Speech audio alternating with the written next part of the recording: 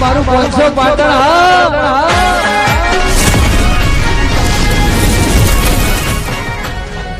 પૌરાણિક કથા અનુસાર એકવાર ભગવાન શ્રી કૃષ્ણ અને તેમના પિતરાઈ ભાઈ શિશુપાલ વચ્ચે ભયંકર યુદ્ધ થયું। શિશુપાલ ખૂબ જ ક્રૂર અને ઘમંડી રાજા હતો। તે હંમેશા ભગવાન શ્રી કૃષ્ણનું અપમાન કરતો રહેતો હતો। શ્રી કૃષ્ણે તેની માતા, જે તેમની કાકી પણ હતા, તેમને વચન આપ્યું હતું કે તેઓ શિશુપાલની 100 ભૂલો માફ કરશે। પરંતુ શિશુપાલની ભૂલોની સંખ્યા વધી રહી હતી અને જ્યારે તેણે 100મી ભૂલ કરી ત્યારે ભગવાન કૃષ્ણએ તેને સુદર્શન ચક્ર વડે મૃત્યુદંડ આપ્યો। જ્યારે શ્રી કૃષ્ણએ સુદર્શન ચક્ર છોડ્યું ત્યારે તેમની આંગળી પર ઈજા થઈ અને તેમાંથી લોહી નીકળવા લાગ્યું। તે જોઈને નજીકમાં ઊભેલા સૌ કોઈ તેમના ઘા પર પટ્ટી બાંધવા માટે દોડાદોડી કરવા લાગ્યા, પરંતુ કોઈને યોગ્ય વસ્તુ મળી નહીં।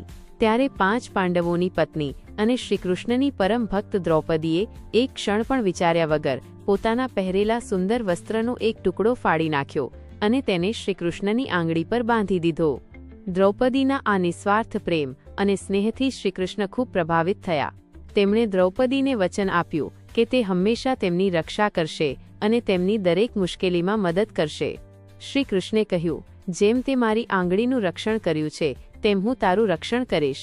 આ વચનને પરિણામે જ્યારે મહાભારતના કૌરવ પાંડવ યુદ્ધ દરમિયાન દ્રૌપદીનું અપમાન થઈ રહ્યું હતું અને તેના વસ્ત્રો ઉતારવામાં આવી રહ્યા હતા, ત્યારે શ્રી કૃષ્ણે અદ્ભુત ચમત્કાર કરીને તેના સન્માનનું રક્ષણ કર્યું। આ ઘટના પછી આ પવિત્ર તહેવાર ભાઈ બહેનના અતૂટ પ્રેમ અને રક્ષાના પ્રતીક તરીકે ઉજવવામાં આવે છે। આજના દિવસે બહેનો પોતાના ભાઈના કાંડા પર પ્રેમ અને આદર સાથે રાખડી બાંધીને તેમના લાંબા આયુષ્ય અને સુખ માટે પ્રાર્થના કરે છે અને ભાઈઓ પણ પોતાની બહેનની હંમેશા રક્ષા કરવાનું વચન આપે છે।